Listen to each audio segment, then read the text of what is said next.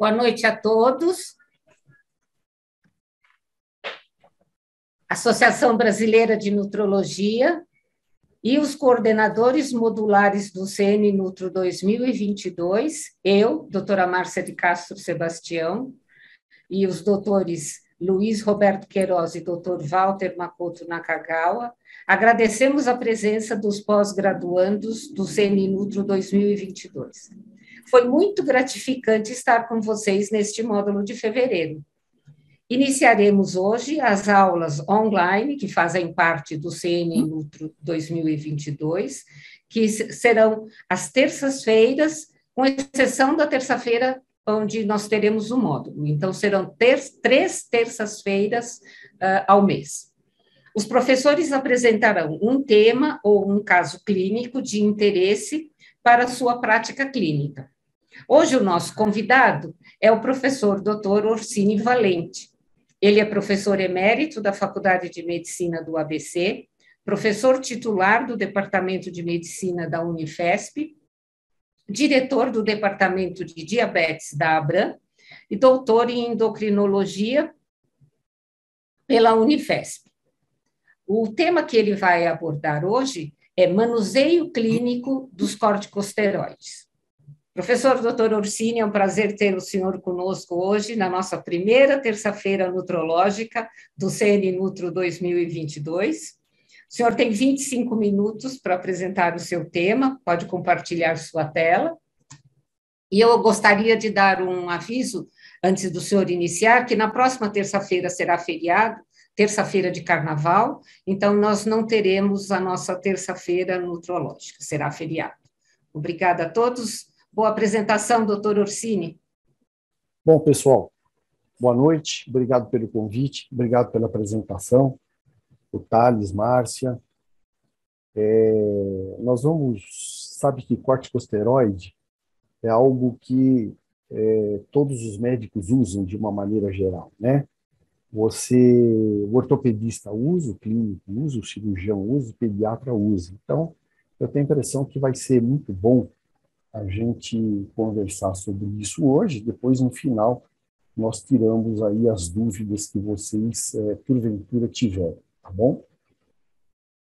O primeiro diapositivo que vocês estão vendo na tela é a molécula do cortisol. O cortisol, como vocês sabem, é a hidrocortisona. E a partir dessa molécula, o que acontece? A partir dessa molécula, você pode fazer muitos outros tipos de corticosteroides, né? Vocês estão vendo aqui a partir do cortisol, você pode fazer uma prednisolona, simplesmente colocando uma dupla ligação entre a posição 1 e 2, você faz uma prednisolona. Mas você pode fazer também uma prednisona, simplesmente trocando a hidroxila da posição 11 num dupla O, tá bom? Você pode fazer uma metilprednisolona, que eu vou explicar para vocês quando vocês usam, né? A metilprednisolona, colocando simplesmente um radical metil na posição 6, você faz esse tipo de corticosteroide. E o corticosteroide mais potente da medicina, que é a dexametasona, você simplesmente coloca um carboxila na posição 16 e você faz a dexametasona. A fludrocortisona, simplesmente você coloca um flúor, uma molécula de flúor na posição 9, e você faz mais um mineralocorticoide do que um glicocorticoide. Isso significa que é um potente mineralocorticoide para reabsorver sódio e pouca ação glicocorticoide. Muito bem. Isso aqui eu acho bastante interessante para vocês. Ele mostra o ritmo nictemeral de produção de cortisol no nosso organismo, né? Vocês estão vendo que o nosso corpo ele funciona como uma bateria, tá? Ele funciona como uma bateria que em ordenada se tem a concentração de cortisol e aqui vocês têm os horários, as horas do dia. Então, o que você está observando? Você está observando que pela meia-noite, 11 horas, meia-noite, o seu corpo simplesmente começa a liberar no hipotálamo né? O CRH, que estimula a hipófise a produzir aquele ACTH, que age sobre a suprarrenal e produz o cortisol, tá bom? Vejam que, na medida em que você vai dormir durante a noite, olha o que acontece, o seu corpo começa a fabricar muito cortisol, de tal maneira que entre 6 e 8 horas da manhã, você está cheio de energia, ou seja, você está com os níveis de cortisol extremamente altos, elevados. E é por isso que a gente tem muito mais disposição pela manhã do que à noite. Veja que, na medida em que as horas forem passando, vai diminuindo esse cortisol. Agora, por exemplo, nós estamos aí perto das 20 horas, nós estamos numa faixa de cortisol, e à meia-noite, 11 horas, você começa o ciclo novamente. Então, resumo da ópera: isso aqui é como uma bateria, você fabrica o cortisol durante a noite para ir gastando durante o dia. A presença desse tipo de produção de cortisol no seu corpo é fundamental. É bom que você tenha esse ritmo. Se você não tiver esse ritmo colocado dessa forma, você pode estar com alguma doença, com alguma moléstia que precisa ser investigada. Duas informações práticas para vocês.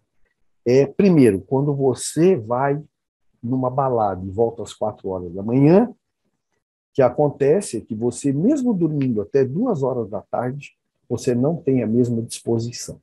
Exatamente porque você não fez a fabricação de cortisol durante a noite. Esse é um aspecto prático que eu gostaria de chamar a atenção de vocês, tá? O outro aspecto é quando a gente viaja para a Europa, né? Você viaja para a Europa, vai para o Japão, mas é quando você atravessa o oceano e você chega de manhã, viaja toda noite. Avião a gente nunca dorme, né? Você sempre fica lá acordado, etc. O que fazer? Ir dormir um pouquinho, acordar às 10 horas, depois acordar na hora do almoço, voltar a dormir? Não, nunca façam isso.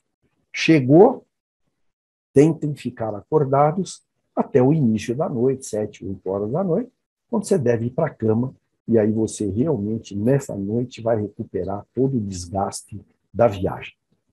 Olha aqui, presta bem atenção nesse diapositivo.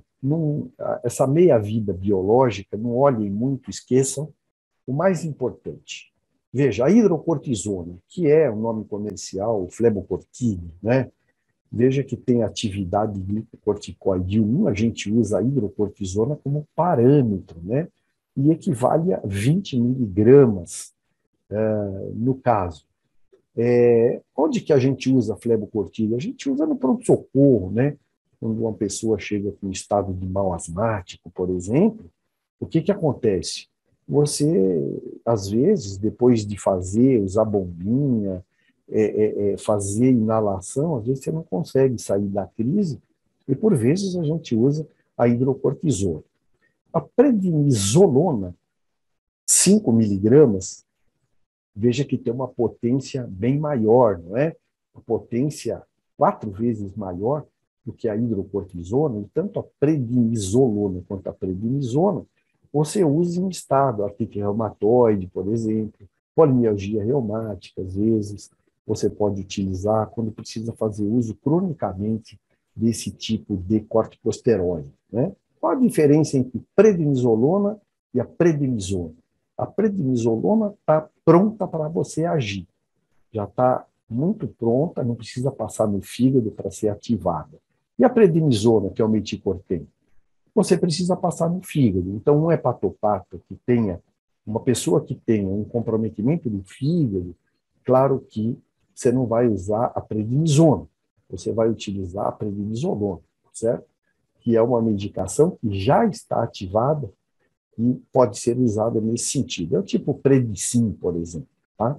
A metilprednisolona, como eu falei para vocês, ela é muito usada em hospitais para pulsoterapia. O que é pulsoterapia? Pulsoterapia é uma situação no nosso organismo em que você está, por exemplo, tem uma anemia hemolítica autoimune, uma glomerulonefrite rapidamente progressiva, você está perdendo o rim, está perdendo um transplante, tá?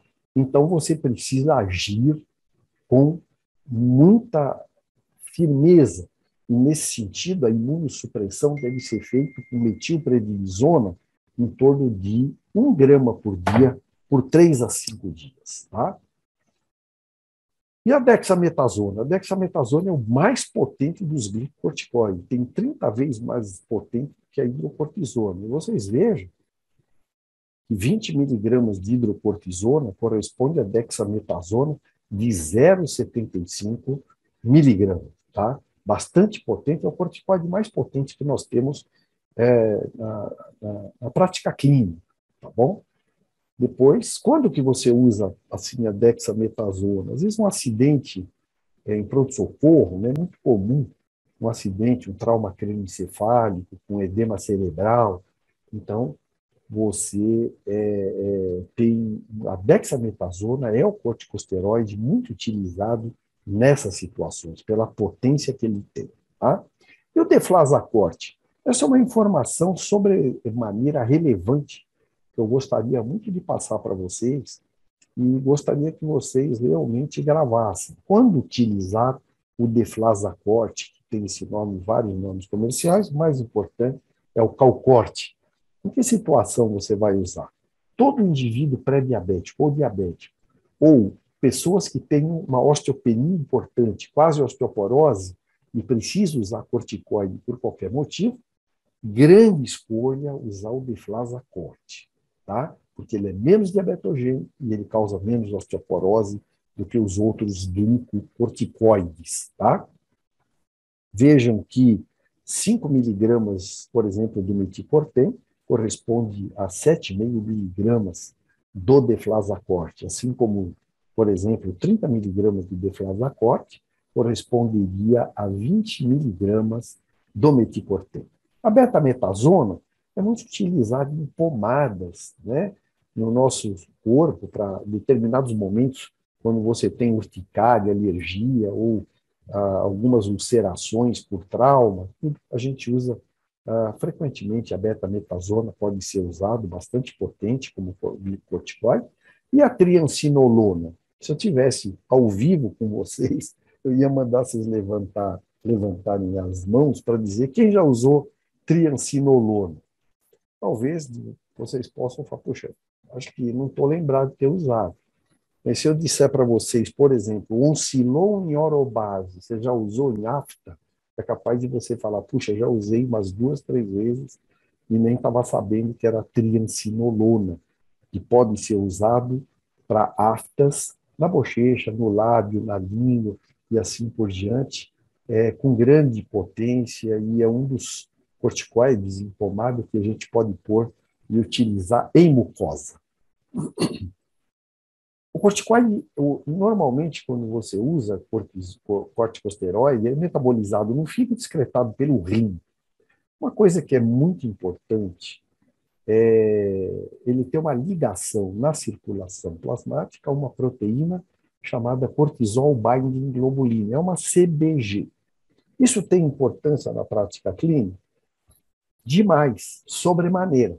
Então, por que tem importância? Porque vocês têm mulheres que tomam pílula, mulheres grávidas, ou seja, o estrógeno, de uma maneira geral, ele aumenta essa proteína transportadora e dá cortisol, muitas vezes falsos positivos. Né? Falsos positivos, que eu digo, é falsamente elevado. Talvez seja a melhor maneira de se expressar nesse sentido. Outro dia eu estava no consultório e, por acaso, a minha secretária passou a mensagem que uma nutróloga, uma nutricionista tinha pedido uns exames, e esses exames constava lá um cortisol de 38, e o normal, o limite superior da normalidade era 25, tá bom? E realmente, como é que explica isso? Eu simplesmente fiz uma única pergunta para ela, se essa mulher estava tomando pílula, ela respondeu que sim, resolveu o problema, porque esse aumento de muito do cortisol era porque essa senhora estava fazendo uso de pílula anticoncepcional. Então, é uma informação relevante na prática clínica, porque evita de você solicitar muitos outros exames desnecessários para pesquisar algo que não existe, tá bom? Muito bem.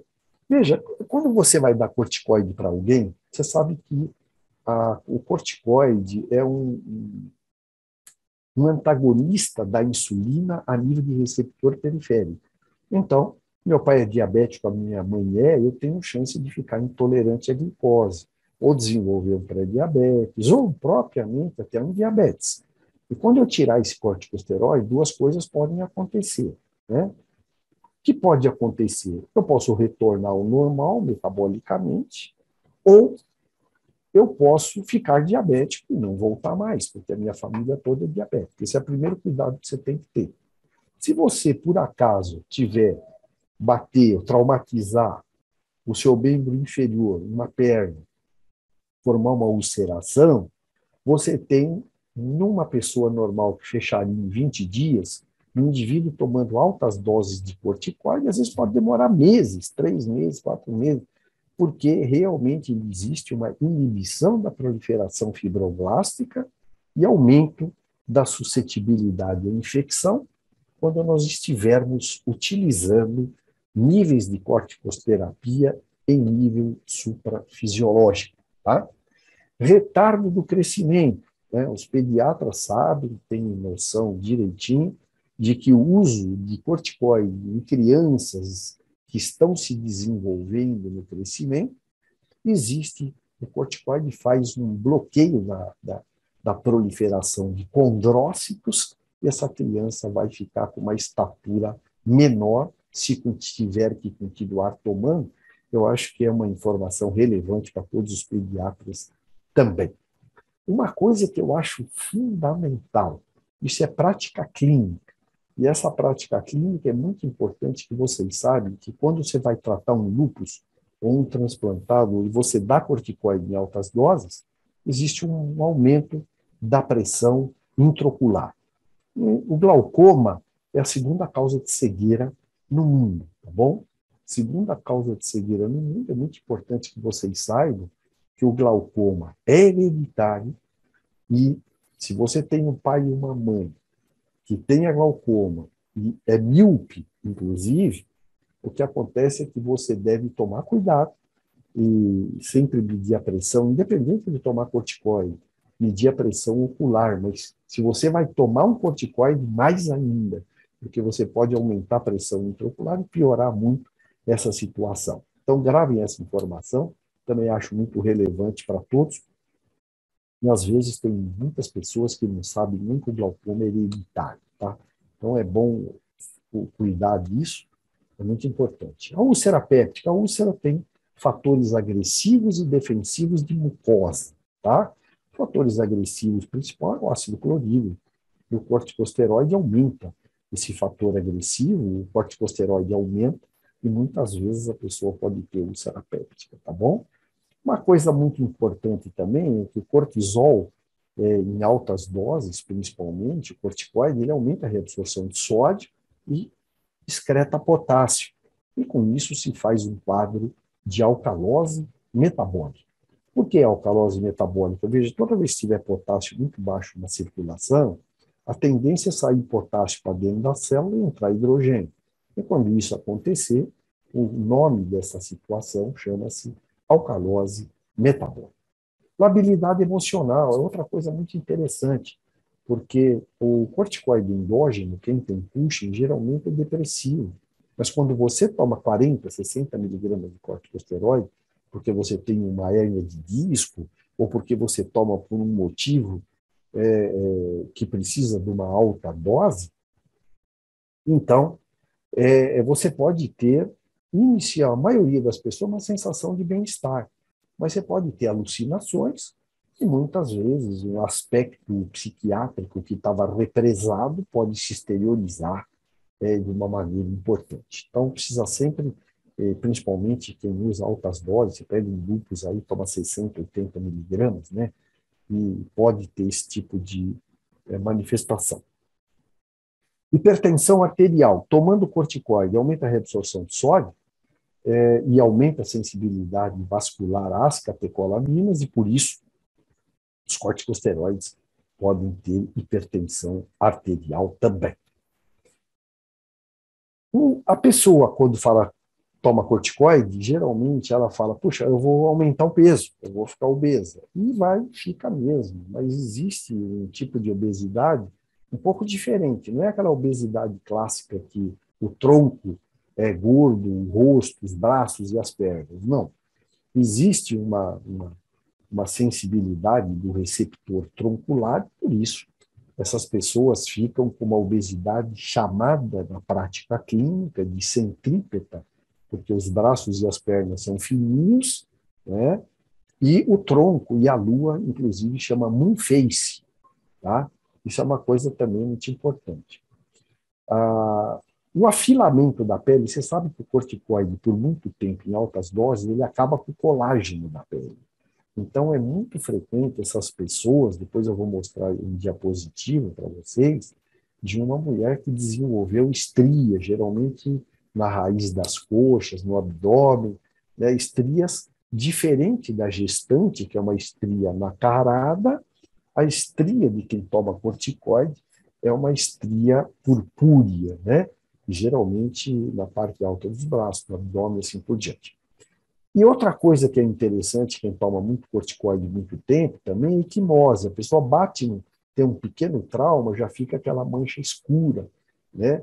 Porque você sabe que existe a fragilidade capilar aumentada em todo mundo que toma corticosteroide, tá bom? Miopatia. Tem duas doenças na endocrinologia que dão muita miopatia. Se você não tratá-los, eles podem ficar até sentado numa cadeira, claro, numa situação onde não se faz diagnóstico. Você imagina alguém trabalha numa fazenda lá em Rondônia, né? E ninguém cuida, ou se ele não for ao médico, ninguém faz o diagnóstico. Hipertiroidismo pode dar uma miopatia a ponto de deixar o indivíduo realmente não conseguir subir a escada, e o corticoide é outra situação, o Cushing ou o corticoide exógeno pode levar a essa miopatia importante. A necrose avascular geralmente pega a cabeça do fêmur, a parte subcondral da cabeça do fêmur, é uma isquemia, com dor importante, né? E que é relativamente grave, o diagnóstico é feito pela ressonância magnética. Mas o mais temível efeito colateral é a osteoporose. Tá? A osteoporose é muito importante porque é o efeito mais temível do uso de corticosteroide, principalmente nas pessoas que já têm osteoporose, né, idosos ou mulheres pós-menopausadas, já com osteoporose, precisam tomar um cuidado redobrado. Bom, esse diapositivo, vocês estão vendo fisiopatologicamente como é a osteoporose causada pelo corticoide. Coloquem seus olhos na parte esquerda do diapositivo que estão enxergando. Então, o glicocorticoide, ele, em excesso, pode diminuir o hormônio sexual feminino e masculino, e todas essas situações que eu vou falar aumentam a reabsorção óssea, não é? A mulher, por exemplo, entra em menopausa, fica sem estrógeno, também, o corticoide também faz isso, ele impede o trabalho dos osteoblastos, né? E aumenta o trabalho dos osteoclastos, aumentando a reabsorção óssea. Você sabe também que o corticoide, isso é muito interessante, ele bloqueia a reabsorção de cálcio no intestino e aumenta a excreção de cálcio na urina. Então, você tem diminuição de cálcio no intestino, aumento da calciúria, e essa calciúria aumentada acaba aumentando um hormônio da paratireoide, chama PTH, o paratormônio, que aumenta. E esse hiperparasecundário também aumenta a reabsorção óssea. Tá? Olhando para a parte direita do diapositivo, agora nós vamos ver o que diminui a formação óssea. Então, existe uma ação direta do corticosteroide no osteoblasto, bloqueando a função dele de fazer osso. Tá? Assim como os homens hipogonádicos, que têm testosterona muito baixa, também pode ter uma formação óssea prejudicada. Além disso, a diminuição da força muscular nos acamados, as pessoas que não têm possibilidade, né, de aumentar a sua massa muscular, e que a massa muscular fica atrofiada, também diminui a formação do osso. Aumento da reabsorção com diminuição da formação, sem dúvida nenhuma, diminui o volume ósseo e leva à osteoporose. Essa paciente eu trouxe para vocês, porque é uma paciente que quando fui chefe de pronto-socorro na Unifesp, ela, na verdade, ela convivia mais com a gente no pronto-socorro do que na casa dela. Era uma pessoa que dava até dó, porque na época ela tinha um estado de mal asmático permanente. Então, claro, você falava, não vou dar corticoide. Corticoide seria a última opção, não é? Então, ela fazia inalação, se hidratava, tomava outros tipos, o atrovente, broncodilatador, e não melhorava. E a gente ficava numa situação que, no final das contas, a gente acabava por decidir dar 200 miligramas de flebocortine para ela, às vezes 2 vezes no dia, e ela acabou desenvolvendo, realmente, depois de décadas, ela acabou desenvolvendo um Cushing exógeno, como vocês estão vendo. Aqui vocês estão vendo depósito de gordura na região cervical, o nome disso é GIBA. Observem que a fisionomia e o corpo troncular é muito grande, porém os braços e as pernas são muito finas. É uma obesidade centrípeta, e aqui vocês estão vendo inúmeras estrias que são causadas pelo corticosteroide. Bom, do crescimento eu já falei. Os pediatras precisam estar atentos ao bloqueio do crescimento normal. Vocês sabem também que é um anti-inflamatório potente. Eu sempre costumo dar exemplos clínicos que são importantes para todos os médicos. Vamos imaginar alguém que tenha uma doença policística renal ou um outro tipo de lesão renal, uma glomerulonefrite, que tenha 2,2 de creatinina. E a pessoa vai, torce o pé está inchado, vermelho, quente, não consegue pisar. Você tem que fazer um anti-inflamatório.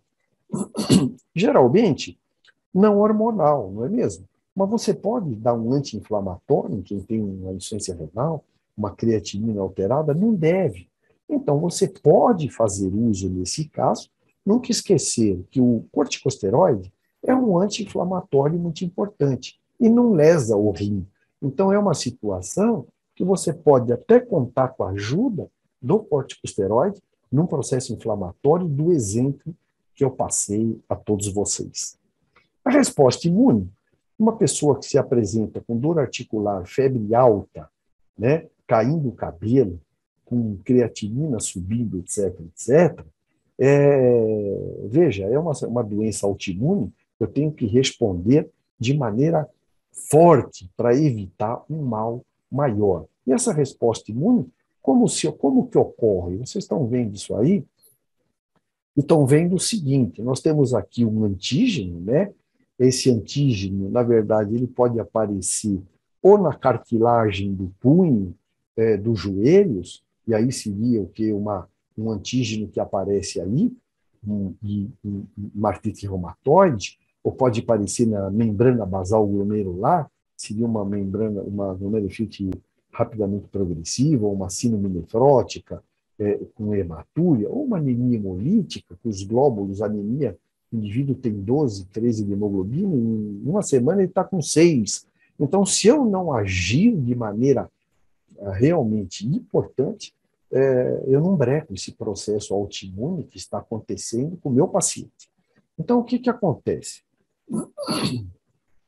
O que acontece é que esse macrófago detecta algo diferente, ou na membrana basal glomerular, na articulação, ou propriamente na célula beta, às vezes, levando ao diabetes tipo 1, e ele reage. Evidentemente que esse macrófago fabrica algumas interleucinas, né? Por exemplo, a interleucina 1 e o TNF que faz, evidentemente, uma fase aguda inflamatória, e a interleucina 1 que estimula a célula T a fazer uma proliferação clonal, como vocês estão vendo aqui. Tá? Essa célula T, evidentemente, antes de atacar esse antígeno, ela manda um intermediário das Nações Unidas para conversar lá, para ver se isso é verdade, que é o gama interferon. Ele vai lá, avisa o macrófago que é uma verdade, tem um intruso no seu corpo, naquele local. Então, essa célula T fabrica uma série de interleucinas que estimula uma outra célula chamada célula B, que fabrica imunoglobulinas que vão atacar esse antígeno e fazer o processo inflamatório todo, seja na artrite reumatoide ou levando a diabetes tipo 1.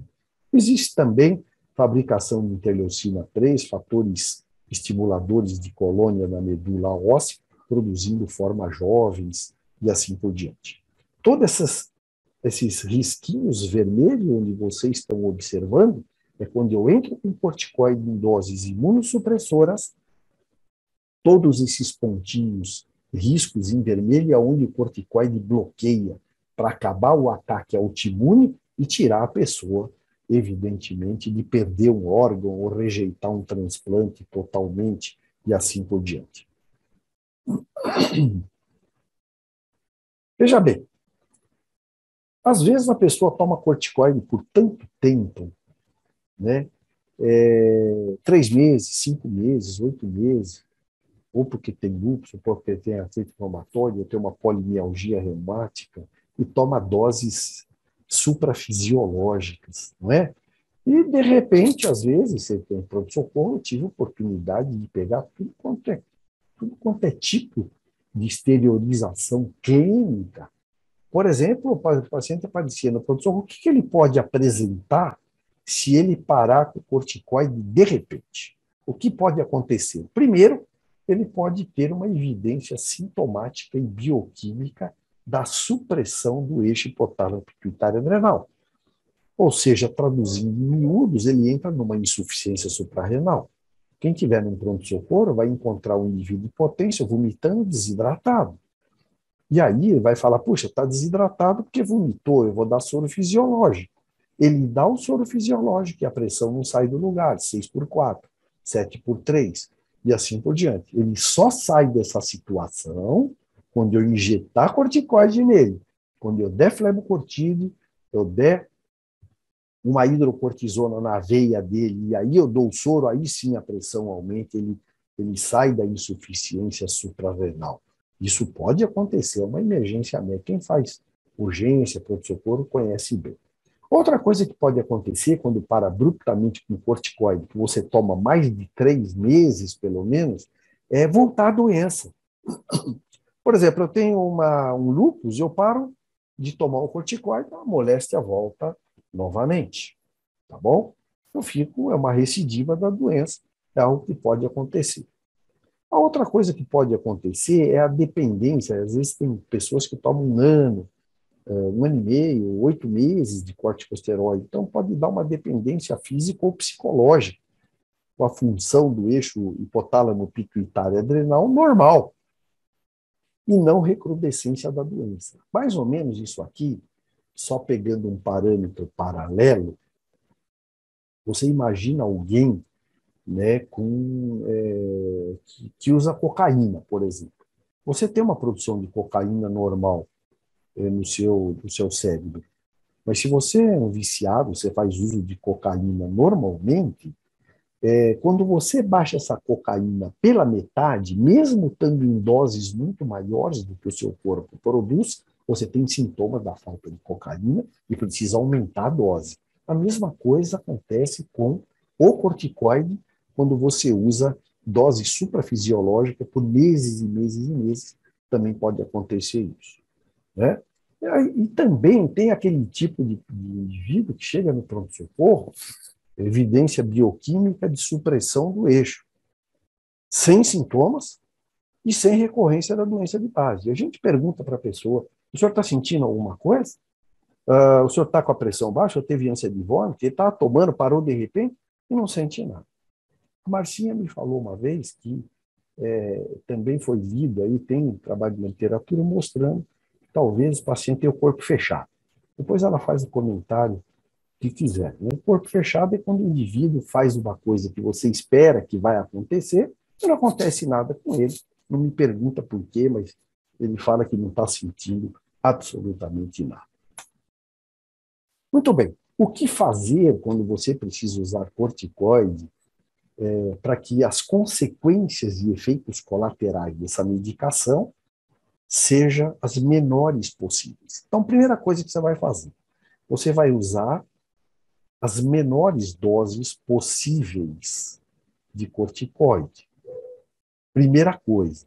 Segundo, sempre uma dose pela manhã. Por quê? Porque a dose da noite, essa suprime o eixo. Então, probabilidade de ter supressão do eixo hipotálamo hipófise adrenal é muito maior quando você usa corticosteroides à noite. Então, evita de usar à noite. E, evidentemente, se possível, não usar aquele que é o tipo de corticosteroide o mais potente que existe, tá? E vai suprimir o eixo pela potência dele, que é a dexametasona, no caso, tipo Decadron e assim por diante. Esse gráfico eu adoro ele, eu namoro ele toda vez que eu dou essa, eu acho ele o máximo. Veja bem, esse gráfico ele mostra no ordenado o nível de cortisol e aqui em abscissa você tem o ACTH.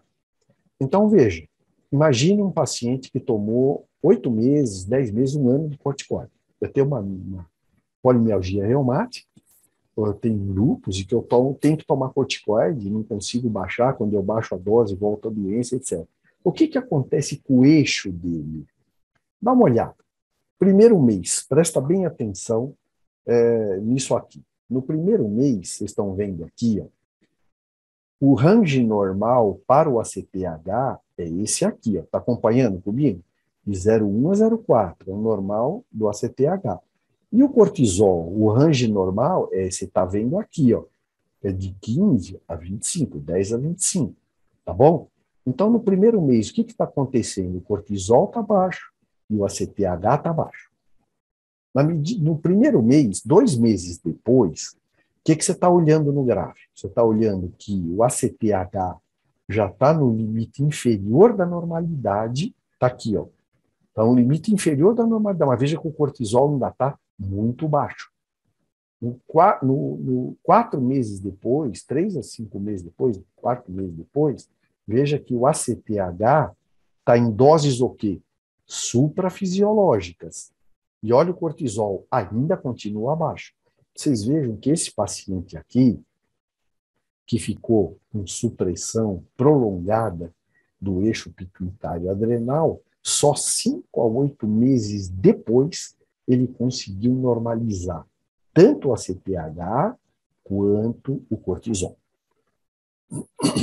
Quando você vai dar corticoide em altas doses para alguém, primeira coisa que você precisa fazer, afastar a presença de diabetes e hipertensão. Claro, se um paciente vai tomar 40, 60 miligramas, 1 miligrama por quilo de peso de corticoide, se ele for diabético, você deve se preparar para o que vai acontecer. E se ele for hipertenso, também, porque a pressão vai aumentar e o diabetes vai piorar se ele for diabético. Exames oftalmológicos, discutimos em slides anteriores, perigo e glaucoma aumentar com corticoide, sempre medir a pressão ocular. Isso é uma coisa muito importante, é uma informação de relevância. Afastar a presença de estrongiloides, estercorados. Por quê? Quando eu entro com uma dose imunossupressora de corticoide, o que acontece? Eu posso ter praticamente uma disseminação de estrongilose pelo corpo todo.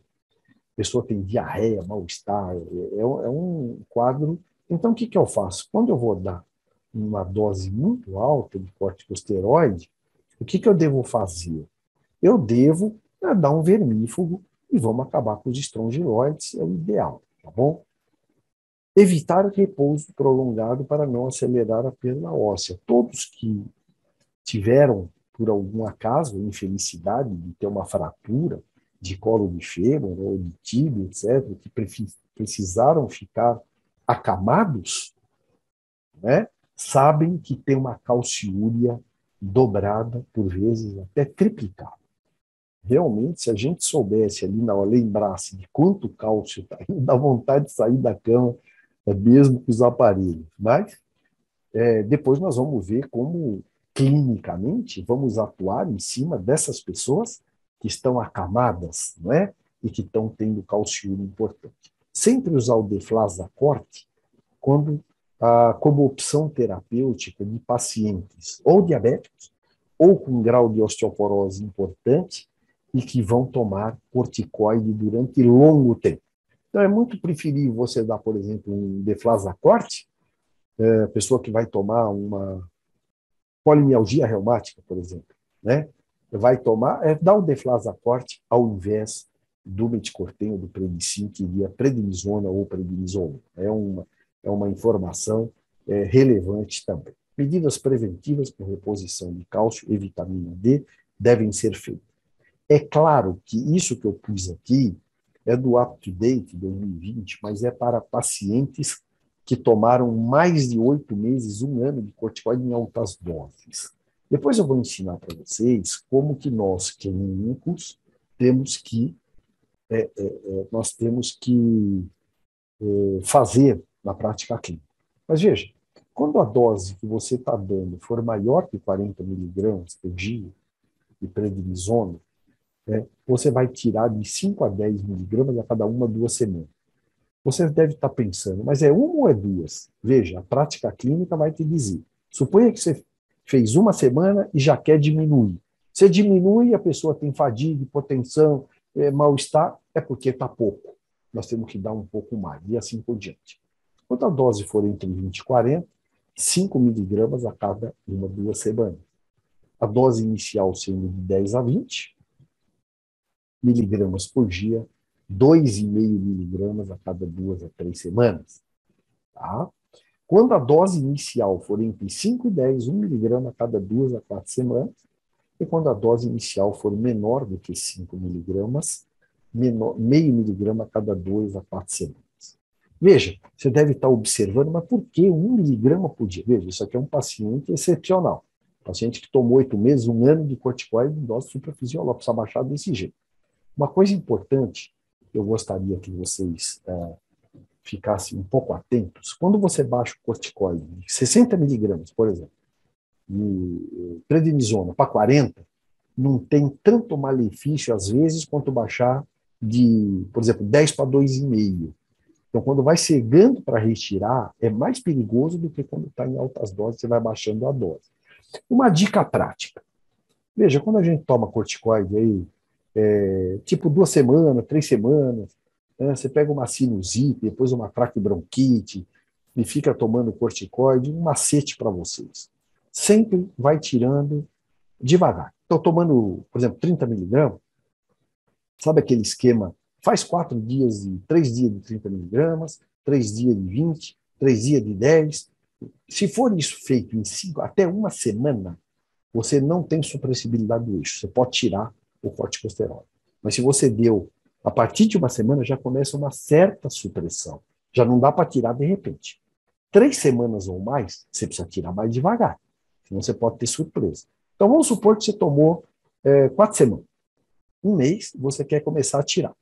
Tá? Você vem, por exemplo, 30, toma os 3 dias, 20, depois você baixa para 15, fica 1 semana, tenta baixar para 10. Puxa vida, eu me senti mal, estou com fadiga, o que você faz? Volta para o 15, não está na hora. Vai baixando, 10, depois você baixa para 7,5, tenta ficar 3, 4, 5 dias com 7,5. Está indo bem? Está indo bem. Puxa, me senti bem. Vou baixar para 5. Ah, não. Hoje eu me senti mal, deu fraqueza, deu isso, deu fadiga, a pressão caiu. Não está na hora de baixar do 7,5. Volta para o 5. Volta para o 7,5 novamente. Entende? Isso é complicado a gente estar falando via Zoom, porque a gente não pode gesticular, falar, ouvir vocês. Né? Eu acho que é importante você pegar esse tipo de coisa. Né?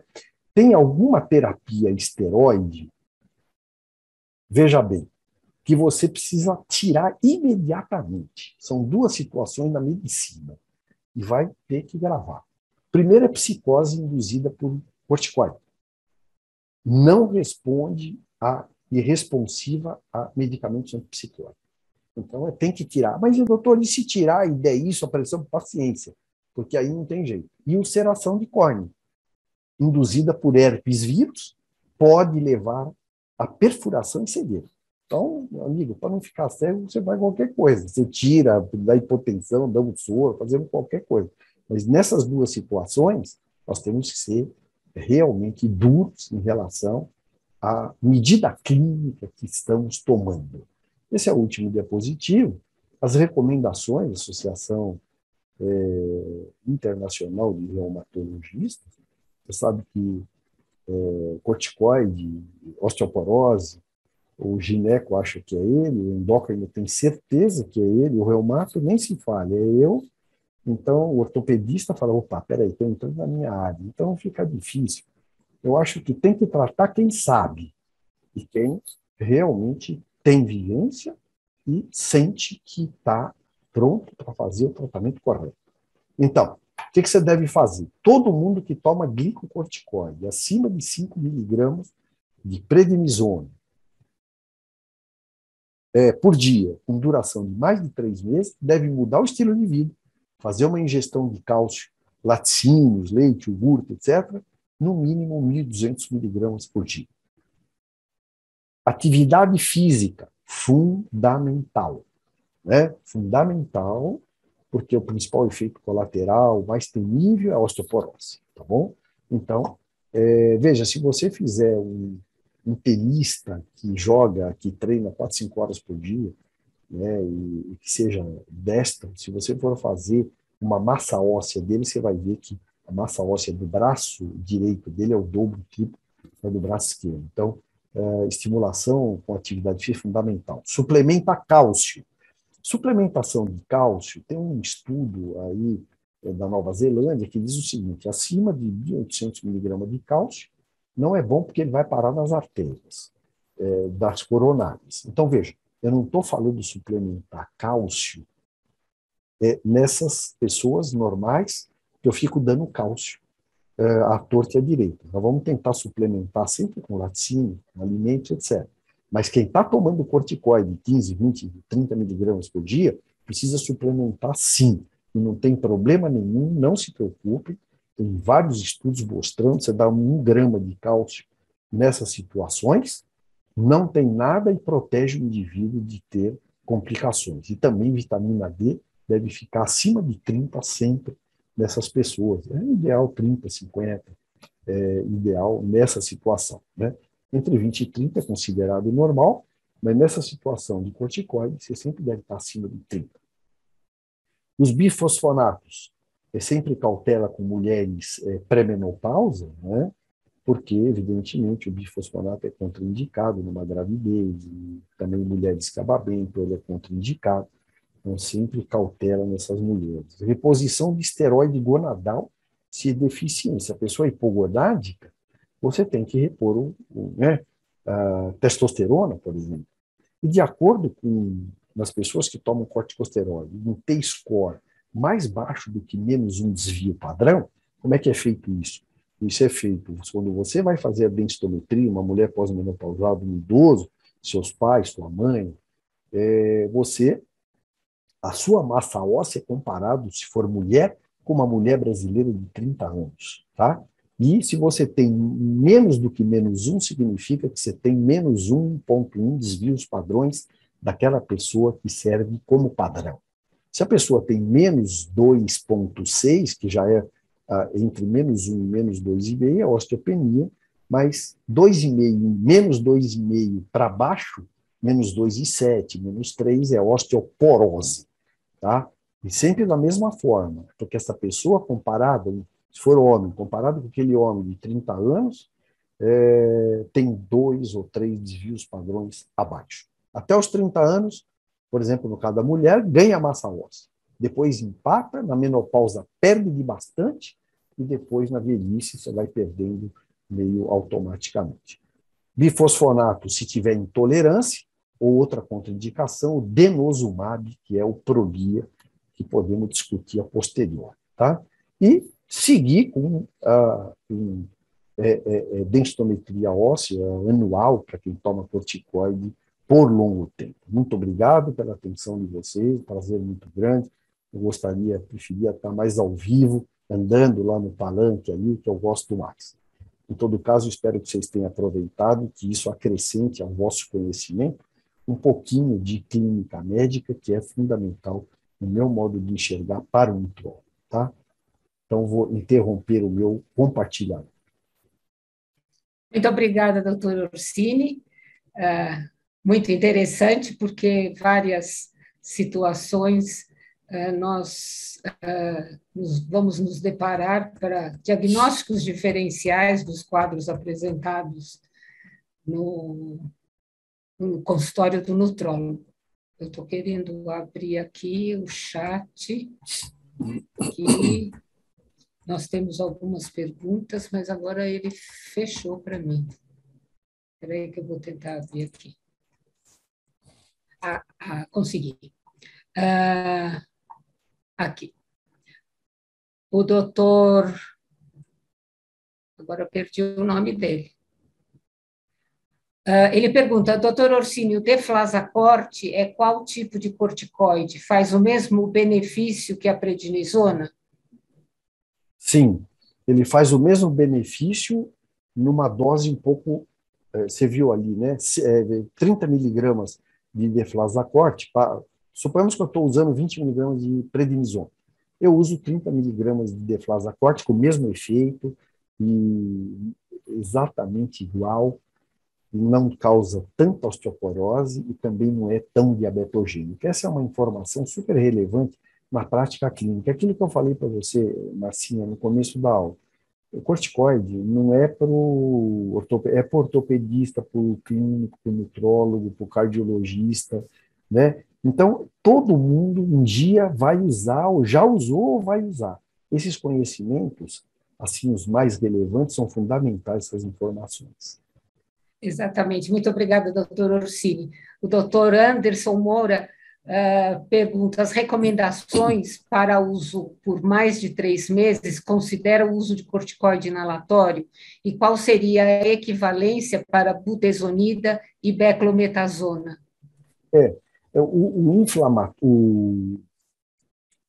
O usado pelos pacientes, formoterol, a budesonida, né, é muito difícil que eles tenham uma repercussão nas doses em que é recomendada para broncodilatação, que eles venham a ter uma repercussão e efeitos colaterais tipo Cushingoide.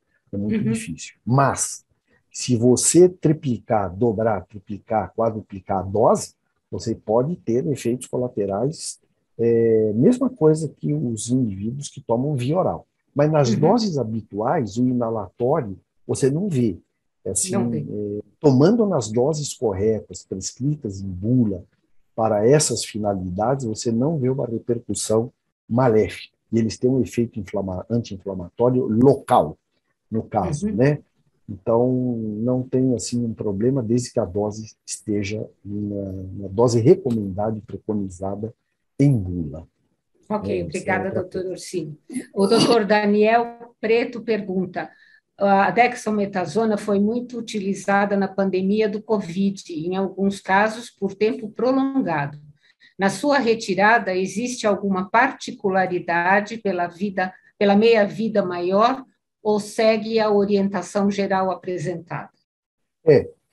Do Covid, realmente, no tratamento do Covid, pacientes que internaram, são 2 aspectos que chamam a atenção e que a ciência mostrou que tem fundamento. É o corticoide, no caso, e a anticoagulação, tá? Isso não tem polêmica, não tem... Isso é realmente muito interessante e o prognóstico melhora muito com isso. Agora, a dexametasona, como nas doses que são usadas e por tempo prolongado, devem obedecer aquela retirada mais calma, quando usa por 2 semanas, 3 semanas. É claro que aquele exemplo que eu dei, um ano, é diferente. Aí a pessoa toma dexametasona, você faz uma correspondência, né? E tem uma coisa muito interessante. Quando você pode ter uma noção laboratorial de o eixo já voltou a funcionar. Da seguinte forma, quando o paciente vem tomando corticoide, aí, por exemplo, mesmo no caso de Covid, muito tempo, com um corticoide potente desse, vale a pena você, depois de um tempo, depois que saiu do risco, do perigo, você utilizar a dosagem do cortisol, suspendendo o cortisol 24 horas e dosando. Se tiver abaixo de 5 miligramas, tiver abaixo de 5, é porque o eixo está suprimido. Não adianta você tirar, que vai se dar mal. Então, você tem que manter por mais um tempo. Quando vier acima de 10 esse cortisol, o normal geralmente é 7,8, 7,5 a 25. Se vier maior do que 10, muito provavelmente o seu eixo já voltou a funcionar. Então, você pode se arriscar até a tirar. E entre 5 e 10 de cortisol, que deve ser colhido sempre entre 7 e 8 da manhã, tem gente que chega lá e vai colher o cortisol às 4 horas da tarde. Tudo errado. Aquele ritmo lictemeral está totalmente fora de esquadro, né? Então, tem que ir colhendo, estando entre 5 e 10, teoricamente, você teria que fazer um teste de estímulo com a CTH. E na prática clínica, veja, tudo isso nós temos que facilitar para o clínico, racionalizar. Então, esse que está entre 5 e 10, como é que eu vou fazer para diminuir? Eu faço aquela maneira que eu coloquei, que eu faço isso normalmente. Eu tento diminuir a dose durante, por exemplo, eu vou baixar de 5 a 7,5. Na hora que eu baixei de 7,5 para 5, o paciente, doutor, hoje eu estou fadigado, final do dia não conseguia levantar, estou meio hipotenso. Conclusão, não está na hora de diminuir. Isso é importante porque nós temos que ser um pouco prático, um pouco clínico, usar menos o laboratório, mais o bom senso. Ainda temos aí a história de fazer anamnese, exame físico. Eu marco consulta a cada hora. O paciente entra, eu fico lá, examino tudo, aí sento, vou explicando item por item, tem que ter essa paciência. Nós que somos médicos, nós temos que ter essa paciência de atender bem o nosso paciente, e no dia que eu quiser pescar e não quiser mais fazer medicina, abandone e vamos comprar. Mas enquanto a gente se propõe a ser médico, precisa fazer tudo isso, ter paciência. O paciente liga, doutor, hoje eu estou com... Aumenta a dose. Você explica para ele. E chega uma hora que ele fica com autodomínio e faz isso. Muito obrigada, doutor Orsini. Nós já ultrapassamos bastante o Olha, eu horário, estou vendo aí um monte de perguntas. mas temos muitas Deixa no ar aí que eu perguntas quero aí. ficar até 10 horas da noite aqui. Então, continuamos respondendo as perguntas? Pode fazer. Então, tá bom. Aqui o doutor Emerson pergunta: o senhor acredita em falência adrenal por estresse prolongado e no uso subcutâneo de cortisol bioidêntico para tratamento dessa doença? Olha, não. Veja, quando eu falo não estou dizendo que eu sou o dono da verdade. Eu tenho que falar, eu sou uma pessoa que acredita na ciência. Eu acredito na ciência, eu acredito na vacina, eu acredito em corticoide e anticoagulante para Covid, quando está na UTI. Eu acredito em todas essas coisas. Então, veja, isso aí pode ter até alguma publicação que fala sobre isso. Porém, eu não tenho, eu leio pelo menos abstratos, eu leio muito. Eu leio o New England, o Lancet, o American Journal, eu dou uma lida. Não vou dizer que eu li todos os artigos, porque não dá tempo. E eu não tenho informação de que isto seja, na verdade, ciência. Não acredito nessa falência adrenal. A doutora Orsini tem vários elogios e parabéns à sua exposição também. E o doutor Flávio Satin pergunta: qual o melhor método para avaliação? Sérico, salivar, urina ou teste com dexametasona? Não, o teste com a dexametasona é assim. Aparece uma pessoa obesa, eu olho para ela, acho ela estranha, assim, bracinho meio fino, a perna fina, umas estrias violáceas. Eu falo, puxa vida, será que isso aqui, 99% de chance é obeso, mas será que esse não é um Cushing? Você fica com aquela pulga atrás da orelha. O que você faz? Você não vai entrar na área do endócrino, você vai ser ético. você vai mostrar conhecimento. Você dá 1 miligrama de Decadron às 11 horas da noite e dosa cortisol no dia seguinte. O que tem que haver com uma pessoa que é normal? Tem que suprimir o eixo, ela tem que ter menos de 1,8 microgramas de cortisol. Se tiver 5, depois de eu dar 1 miligrama de dexametasona, é porque está suspeito. Eu não vou nem dizer que eu tenho que partir para outros testes de supressão, teste de Lidl. Então, o dexametasona eu vou usar nessa situação. Agora, em relação à correspondência do cortisol salivar, o cortisol urinário, a gente usava no meu tempo, lá nos áureos tempos, a gente usava o 17 hidroxisteroide urinário, 24 horas. Hoje a gente tem o cortisol. Tanto o salivar tem uma ligação bem legal com o plasmático. Eu ainda sou da velha guarda, eu prefiro ainda colher entre 7 horas da manhã no plasma, mas o cortisol salivar também pode ser usado e tem uma identificação muito boa. Bom, nós vamos... temos 3 perguntas e pode fazer. Vamos parar nessa, sim, porque senão, coitado do doutor Orsini, precisa descansar também. Não tenho nada para fazer. Pode fazer as perguntas.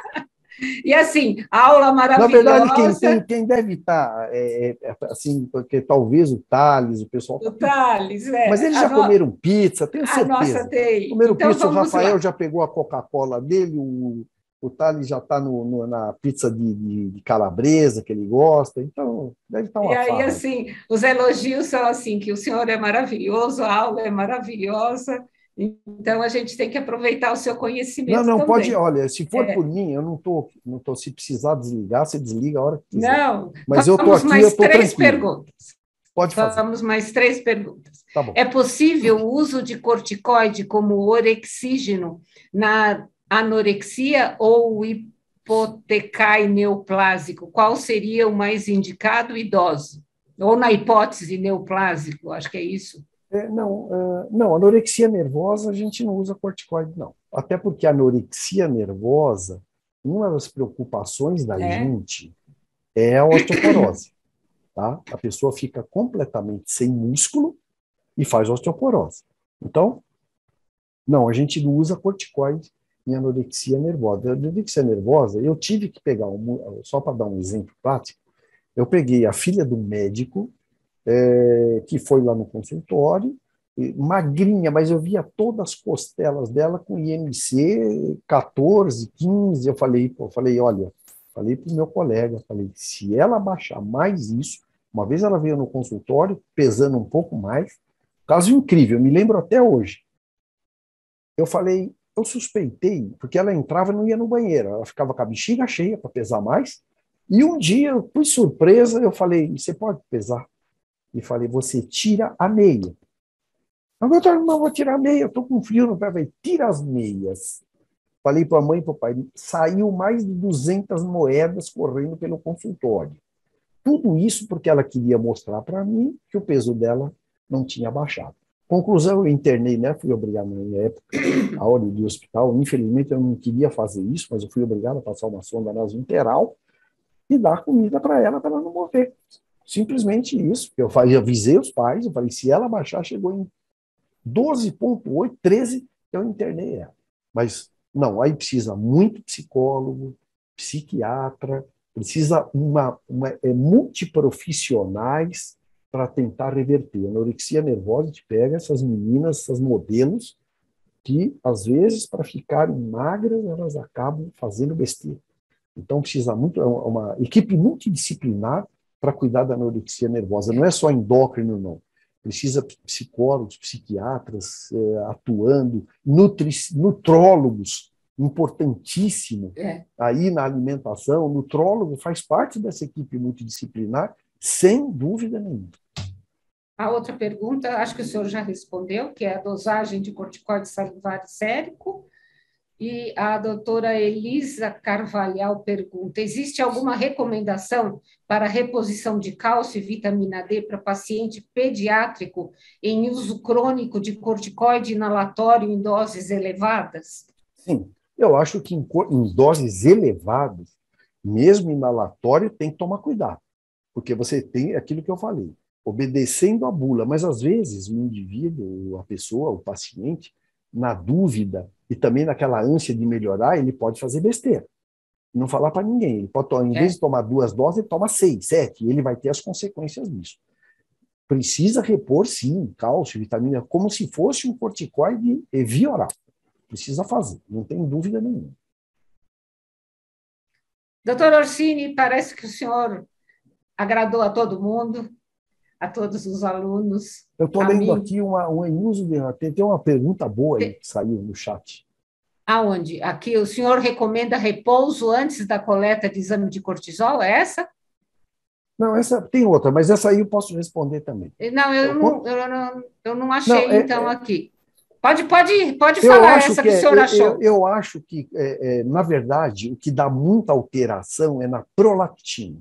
Tem que descansar quase meia hora, porque pode dar diferença. O cortisol não tanto. É claro que você não vai chegar, depois de uma corrida, uma maratona, sentar e colher o sangue, né? Porque aí seu cortisol vai estar alto. Eu acho que você chegou, descansa 10 minutos, 15 minutos, até você abrir a ficha, sentar e tal, você deve abrir. É claro que se você é um indivíduo que veio muito apressado, tudo isso você deve aguardar os minutos para que a adrenalina baixe e o cortisol também, porque o cortisol, afinal de contas, é um hormônio do estresse, não é? Então, o hormônio do estresse, qualquer estresse que a gente tiver, ele vai se elevar, tá? Então... Qual a pergunta que o senhor encontrou aí que eu... Aqui, ó. Professor, os imunológicos sim. uso de corticoides, nos quais... você quer ler, Marcinha, por favor? Os imunológicos em uso de corticoide, nos quais não podemos retirar algumas medicações, e o paciente se queixa de edema relutante e aumento do peso, como proceder? Veja, deixa eu ver aqui. Baixa um pouquinho. Eu que tenho que baixar. Vamos ver aqui de novo. O uso de imunológicos. Está aqui. Então, os imunológicos e em uso de corticoide, nos quais, sim, não podemos retirar algumas medicações a pacientes queixam de edema relutante, aumento de peso, como proceder. Olha, talvez ele quis se referir a determinados medicamentos hoje, por exemplo, artrite reumatoide. Você pega o Arava. Vamos pegar assim, o Arava, que é um medicamento imunossupressor para artrite reumatoide. Imunossupressor, né? Imunossupressor. E aí, veja, eu não posso fazer uso dos dois. Ou eu faço do imunossupressor? Imunológicos, né? As moléculas imunológicas eu posso fazer hoje, ou eu uso corticoide. Se a pessoa está em uso de corticoide, veja, eu tenho que escolher ali o que eu quero para suprimir a agressão autoimune. Ou eu dou corticoide, ou eu dou imunológicos, não sei se eu entendi dessa forma. E outra coisa, edema relutante, aumento de peso. Aumento de peso pelo corticoide. Você tem que fazer tudo aquilo que foi. Menos sal, né? Menos sal na comida, não escolher a dexametasona, se possível, dar em dias alternados o corticoide, se for possível. Tudo isso para quem tem inchaço, edema, esse efeito colateral pelo corticoide, tem que fazer esse tipo de coisa. Por isso que eu digo para você que o nutrólogo, nós somos médicos, os nutrólogos são médicos, nós temos que nos diferenciar. O nutrólogo é um clínico, antes de mais nada, e ele tem que fazer isso, ele tem que saber. Então, em dias alternados, bom, não dá nunca à noite, só de manhã.